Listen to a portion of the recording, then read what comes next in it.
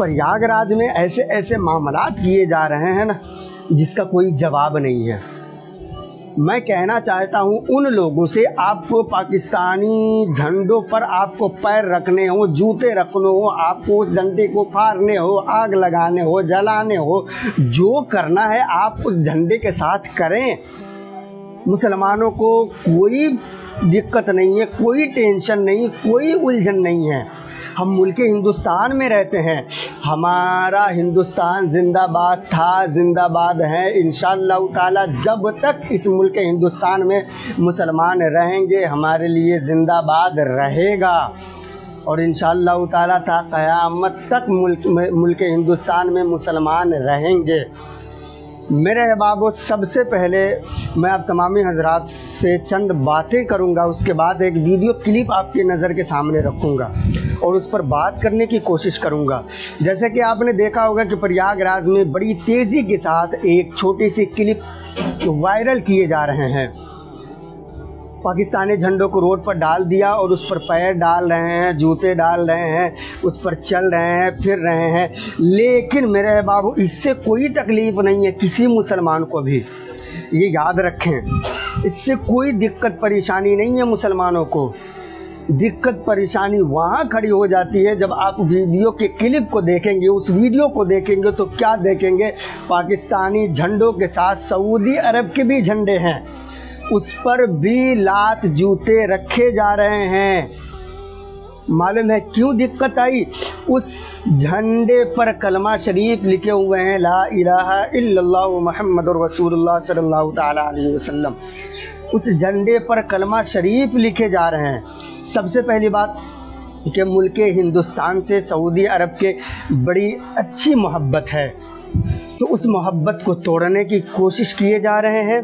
और दूसरी बात, जो मुसलमान मुल्क हिंदुस्तान में रह रहे हैं उनको भड़काने की कोशिश की जा रही है कि किसी तरीके से वो भड़के, वो झगड़े करे, वो लड़ाई करे। और ये तमामी चीज़ों को मुल्क हिंदुस्तान के गवर्नमेंट देख करके मज़े ले रहे हैं। इस पर कोई कार्रवाई नहीं की जाएगी, कोई सुनवाई नहीं की जाएगी, इसलिए कि यहाँ पर कोई मुसलमान गलत नहीं किया है। अगर अब तक कोई मुसलमान गलत किया होता तो वो अरेस्ट हो गया रहता, यहाँ तक कि वो अभी जेल में रहता। उस पर कितने कार्रवाई कर दिए गए रहते, उसका कोई ठिकाना नहीं था, कोई सोच भी नहीं सकता था। इतने कार्रवाई, इतने धारे उस पर लगा दिए होते अभी तक। लेकिन ये जो किया है ना, ये एक हिंदू ने किया है, तो इससे कोई तकलीफ़ नहीं आएंगी सरकार गवर्नमेंट को।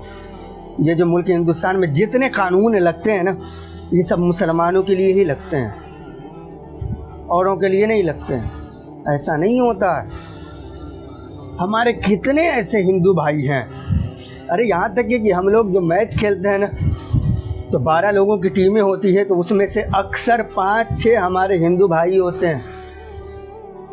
और देखिए हम लोगों में कौन सा ज़्यादा एक तरीके की दुश्मनी तो नहीं है, मारपीट तो नहीं कर लेते हैं, खून खराबा तो नहीं कर लेते, नहीं।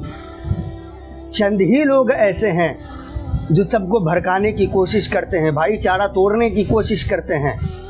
और यही हो रहा है मुल्क हिंदुस्तान में अभी। चंद लोगों की ही वजह से आज सबके दिमाग को फ्रीज कर दिया गया है। वो कहते हैं ना कि हैक कर लिया गया है, वही मामलात आ रहे हैं। तो मैं उन लोगों से कहना चाहता हूं कि आप मुल्क हिंदुस्तान के मुसलमानों को इस तरीके से भड़काने की कोशिश न करें।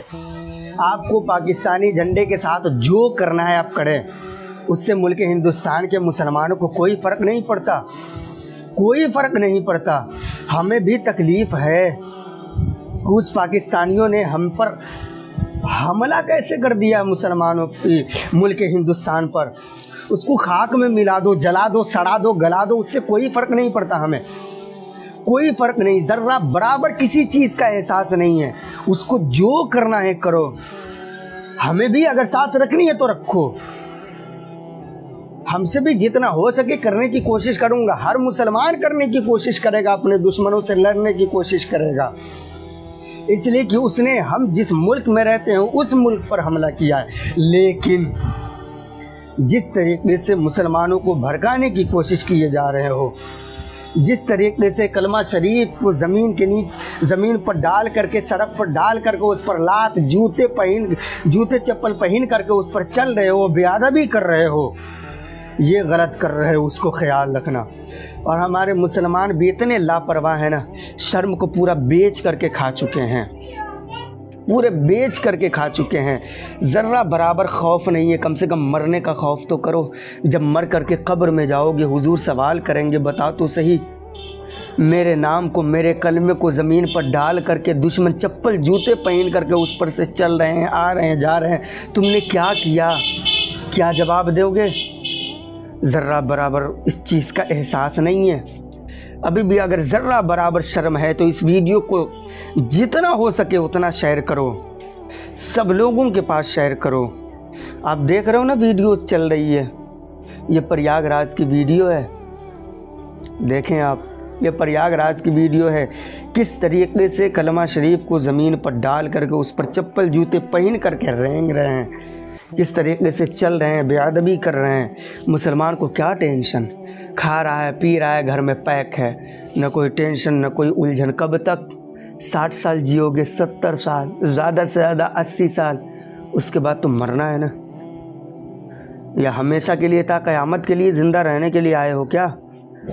बताओ तो सही। अरे थोड़ा ज़र्रा बराबर भी अगर शर्म है तो जहाँ तक हो सके इस वीडियो को शेयर करें, उन हरामखोरों के नज़दीक इस वीडियो को पहुँचाए, उन लोगों के पास पहुँचाए, इसको सरकार गवर्नमेंट के पास पहुँचाए कि उन हरामखोरों पर कार्रवाई हो सके। मेरे बाबू, इस वीडियो के ताल्लुक़ से आपकी क्या ख्यालात है, कैसे सोच रखते हैं आप, क्या सोचते हैं, कमेंट में ज़रूर बताएं। साथ ही साथ चैनल को सब्सक्राइब ज़रूर करें। इंशाअल्लाह ताला फिर मुलाकात करूँगा अगली वीडियो में, बहुत जल्द मुलाकात करने वाला हूँ। खुदा हाफ़िज़, शब्बा खैर, अस्सलामु अलैकुम व रहमतुल्लाह।